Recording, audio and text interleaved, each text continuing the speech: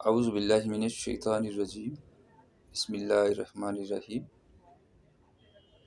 یا ایھا الذین آمنوا قوا انفسکم واہلکم نارا وقودها الناس والحجارہ علیہا ملائکۃ غلاظ شداد لا یعصون اللہ ما امرہم ویفعلون ما یؤمرون۔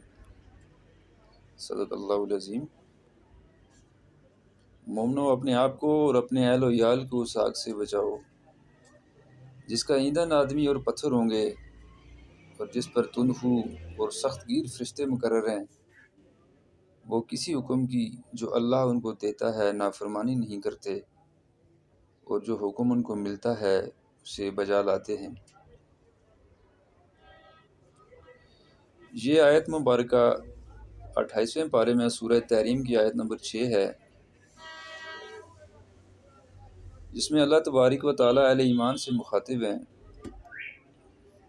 اور ان کو واضح طور پر متنبہ کر رہے ہیں کہ بچا لو جہنم سے، اپنے آپ کو بچا لو اور اپنے اہل و عیال کو بھی بچا لو۔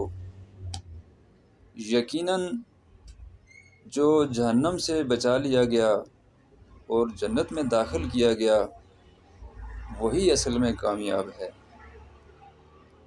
اللہ مجھے اور آپ کو قرآن پاک کی تعلیمات پر عمل کرنے، سمجھنے اور اس کو دوسروں تک پہنچانے کی بھی توفیق عطا فرمائے۔ وما توفیقی الا باللہ۔